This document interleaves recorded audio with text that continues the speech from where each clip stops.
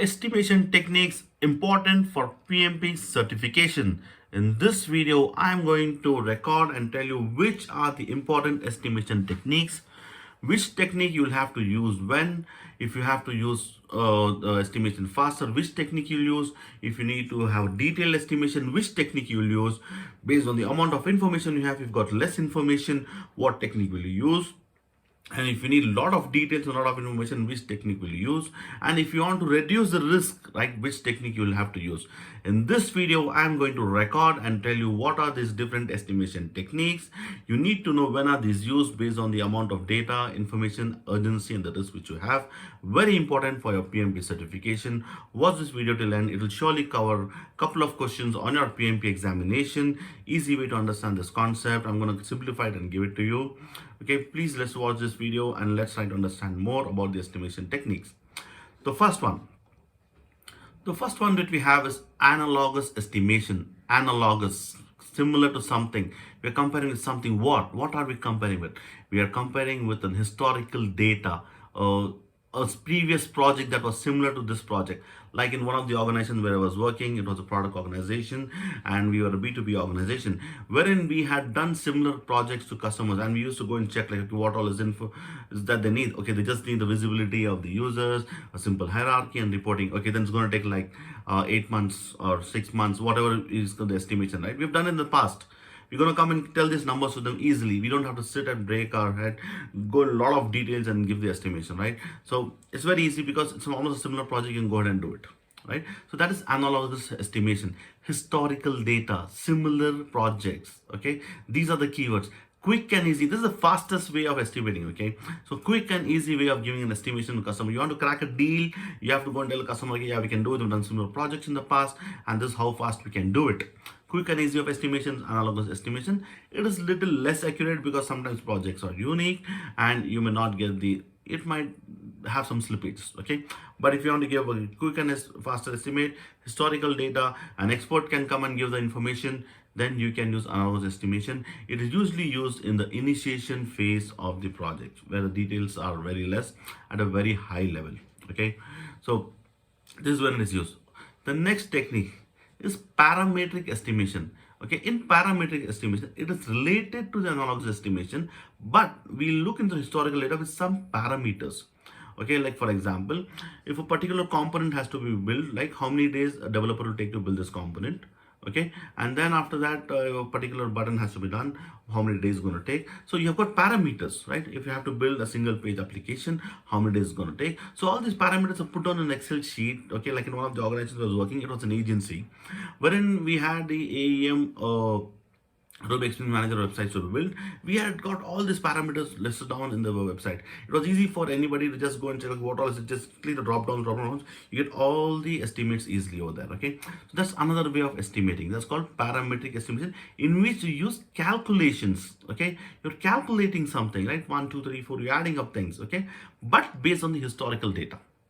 Okay, it is just more reliable than analogous estimation. Okay, and when we have more historical data, this becomes easier for us to calculate. Okay, that's when we use it. We can use it in the initiation part, but we need to have more historical data. Remember that for your PMP examination. The keyword is calculations, and there is a criteria for the parameters. Okay, these are the keywords for parametric estimation.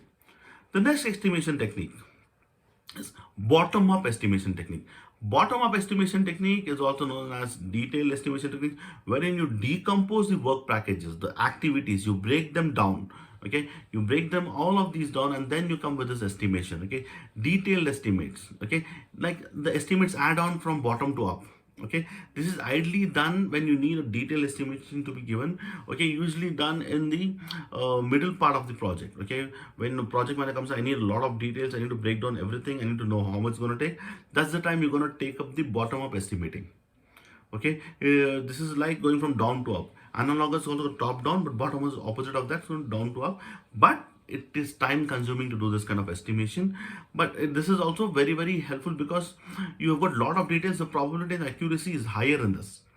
Okay, compared to analogous and bottom estimating, bottom estimating is more accurate.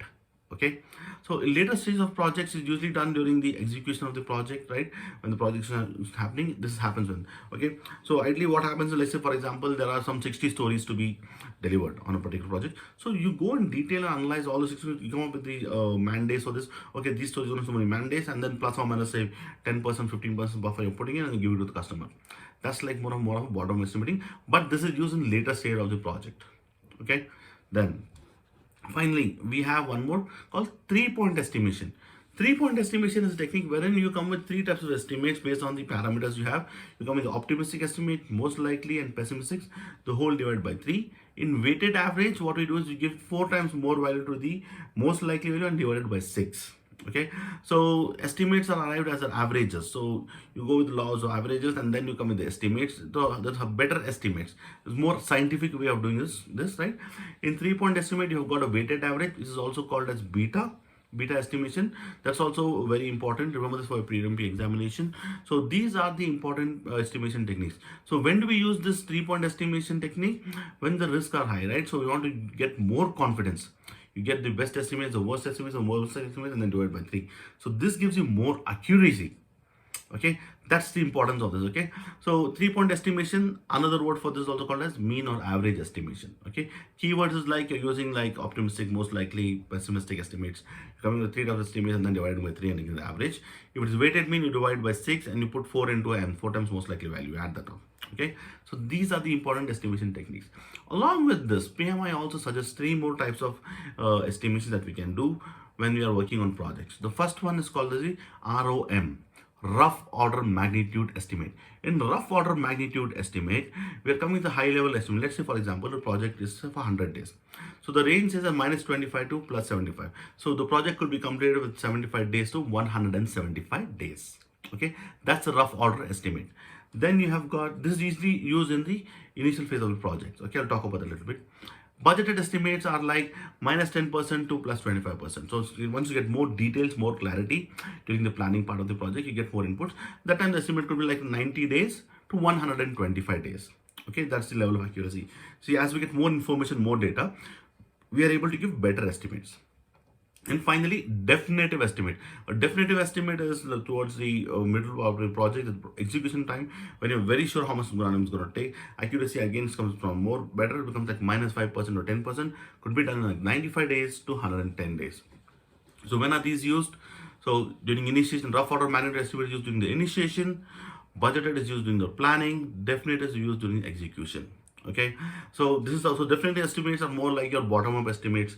ROM estimates are more like your analogous estimates. Okay, remember these things. Very important concepts, very simple, but just try to understand these subtle differences when they are used, based on what criteria, based on the urgency, based on the risk and all. So in this video I've covered all of them. Please do watch this video and like, share and subscribe this, and I wish you all the best for your PMP examination. Thank you for watching my video. This is Arham Faraaz signing off. Bye bye. All the best.